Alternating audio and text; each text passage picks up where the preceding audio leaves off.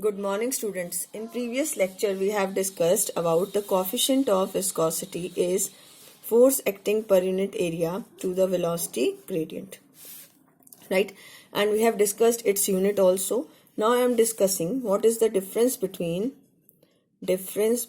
viscosity and solid friction. What is the difference between viscosity and solid friction? First, from this formula, you can say that viscosity depends upon the area of the different layers. Viscosity depend on area of different layers of the liquid, but solid friction is independent of area of contact. Solid friction is independent of area of contact. Right? Next, it depends upon the velocity difference. Viscosity, it depends upon the velocity of different layers of liquid. Third, viscosity depends upon the separation between the layers, कि आपकी जो layers हैं उनके बीच का कितना separation है. It depend upon the separation between और the distance between, क्योंकि L क्या था, तो हमने कल metal plates ली थी, right? और उनके बीच का कितना separation था, L. So it depend upon the separation between the layers of liquid. And solid friction depend upon, जो आपका solid friction है वो किस पे depend करता है, normal reaction पे. Solid friction depend on normal reaction, but viscosity does not depend on. Viscosity does not depend upon it. It does not depend on it, right, student? So now, these are the differences. What are the similarities?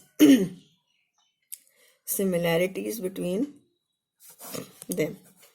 Similarities किसके बीच में, viscosity और solid friction. पहला, first is both come into play whenever there is a relative motion. Both comes into play whenever, क्योंकि जब एक layer दूसरी layer की speed अलग है, both comes into play whenever there is a relative motion.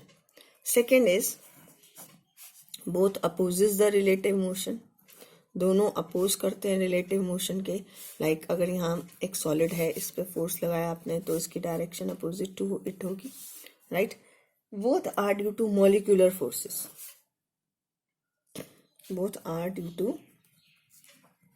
दोनों किसकी वजह से हैं? ड्यू टू मॉलिक्यूलर फोर्सेस की वजह से. नेक्स्ट आता है इसमें, both act opposite to the direction of motion, right? Both act tangentially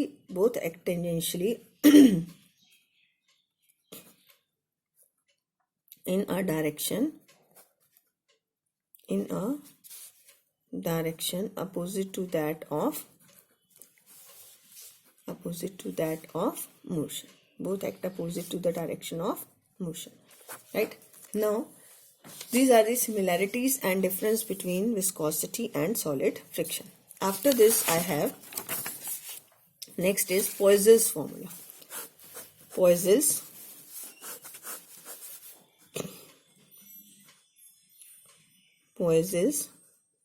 formula. क्या था ये Poiseuille's formula? Poiseuille's name of scientist था. उसने क्या दिया? Through this capillary tube, the volume of liquid flowing. इसमें से कैसे liquid flow करेगा? Just like in the form of cylindrical layers. In the form of cylindrical layers, this liquid flow, and the volume of liquid flowing per second.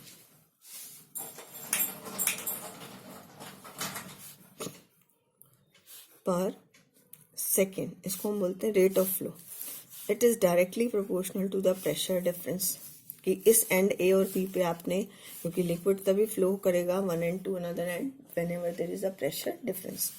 It is directly proportional to r to the power 4 radius of the tube, inversely proportional to the length of the tube, inversely proportional to coefficient of viscosity. तो हमें अगर इसको combine करें, this is v. v is directly proportional to p r to the power 4 eta into l. और अगर proportionality sign को हटाएं तो यहाँ आ जाएगा ये पाई by 8. Pi by 8 is a constant of proportionality.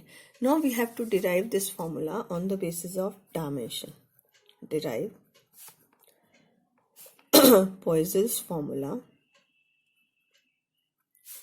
on the basis of dimension. कैसे निकालेंगे? तो इसके लिए हम यूज करेंगे it is directly proportional to p upon l to the power a. क्योंकि स्टूडेंट्स, क्योंकि डायरेक्शन आप डायमेंशन से सिर्फ उस क्वांटिटी के लिए फॉर्मूला डिराइव कर सकते हो विच depend upon 3 quantities. If it depend upon more than 3 quantities, then we can't. So that's why we have taken p by l as single quantity. And then eta to the power c. It is equal to k, p by l to the power a, r to the power b, eta to the power c. v कितना हो जाएगा? This is m0 L3t minus 1. Volume of liquid flowing per second. Pressure divide by length, ये कितना हो जाएगा? ml pressure होता है ml minus 1 t minus 2 divide by l है तो ml minus 2 t minus 2. You can find it separately. r is l to the power b. This is ml minus 1 t minus 1 to the power c. तो अगर हम इसको combine करते हैं m की powers को, तो m to the power a plus C, L to the power minus 2a plus B minus C, ठीक है, and T to the power minus 2a minus C, m0 L3 t minus 1. Compare the powers of ml and t. a plus C equal to 0, तो a कितना आ गया? Minus C, minus 2a plus B minus C equal to 3, minus 2a minus C equal to minus 1. तो आप a की जगह minus सी put कर दें. This is plus 2c minus C equal to minus 1. तो c कितना आ गया? माइनस 1. अगर c माइनस 1 है तो a कितना हो जाएगा? प्लस 1. वैल्यू पुट करेंगे. नाउ हम माइनस 2 वैल्यू पुट करते हैं इसकी, plus b plus 1 equal to 3. तो b माइनस 1 इक्वल टू 3, तो b कितना आ गया? 4. अब a, b और c की वैल्यू इस इक्वेशन नंबर 1 में पुट करिए. तो आपके पास जब ए बी सी की वैल्यू यहाँ पुट करेंगे इक्वेशन नंबर 1 में, तो ये फॉर्मूला बन जाएगा v equal to K into P upon L to the power 1 R to the power 4 eta to the power minus 1. ठीक, तो इसको आप डिनोमिनेटर में ले सकते हैं. From here we have derived Poiseuille's formula. अब Poiseuille's formula is p by L R to the power 4 divide by eta, और k की वैल्यू होती है पाई बाय 8. अब इसमें हमने डिफाइन करना है इसको, जैसे हमारा ओम्स लॉ में v equal to I into I R होता है. ठीक है, voltage is equal to I into, यहाँ पर v is equal to p divide by r. Why the liquid flows due to this pressure difference. तो ये आपकी पूरी टर्म लिक्विड रेजिस्टेंस कहलाती है. Capital R is liquid resistance. क्या कहलाएगी एक टर्म? Liquid resistance. ठीक है, तो प्रेशर डिफरेंस की वजह से क्या हो रहा है? Flow of liquid. और रेजिस्टेंस क्या है? तो 1 upon r is pi by 8 r to the power 4 l into eta. तो रेजिस्टेंस लिखे तो 8l eta pi r to the power 4. This is liquid resistance. तो जैसे हम रेजिस्टर सीरीज में और पैरेलल में करते, तो अगर 2 कैपिलरीज हैं आपके पास सीरीज में, ठीक है, तो इसमें सीरीज कॉम्बिनेशन में रेजिस्टेंस क्या हो जाता है? Add, right. और ये हो जाएगा 8l1 into eta pi r1 square r1 to the power 4. क्योंकि लिक्विड सेम है, लिक्विड सेम फ्लो कर रहा है, that's why I am taking the eta as same. और पैरेलल कॉम्बिनेशन में 1/rp is equal to 1/r1 plus 1/r2. ठीक है, ये parallel combination. Next is Stokes law. क्या है ये स्टोक्स? व्हाट इज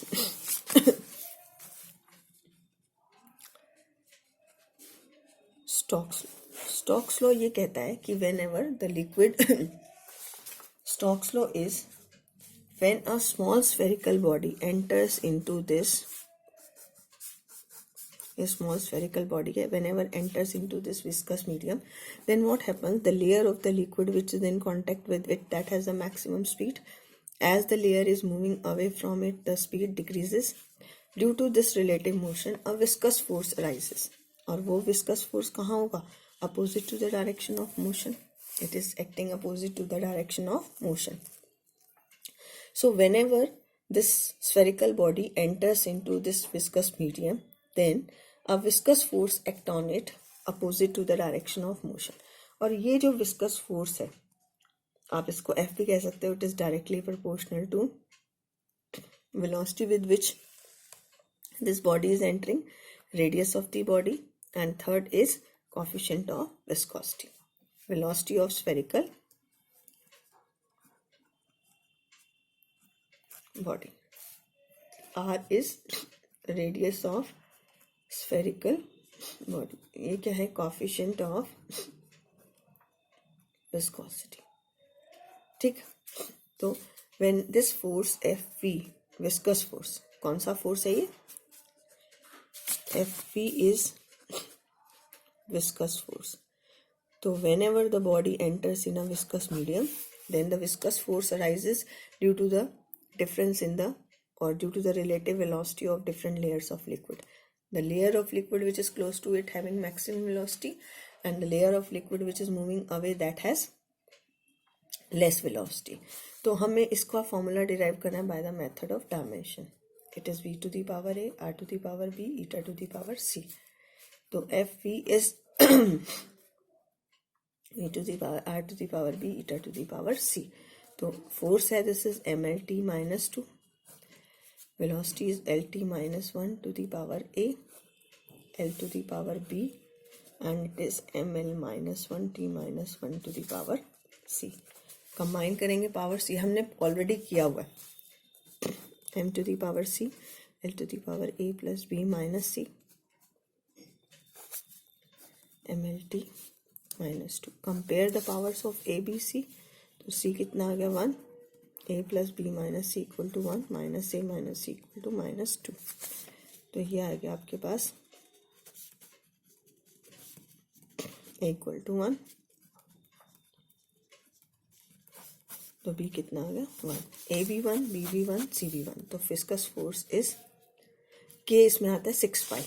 k कितना आता है? 6 पाई. इसमें वैल्यू पुट करेंगे v into R into theta. तो ये विस्कस फोर्स किस पे डिपेंड करता है? Velocity of body, radius of body और coefficient of viscosity. So in tomorrow's lecture we will discuss the next topic. Thank you.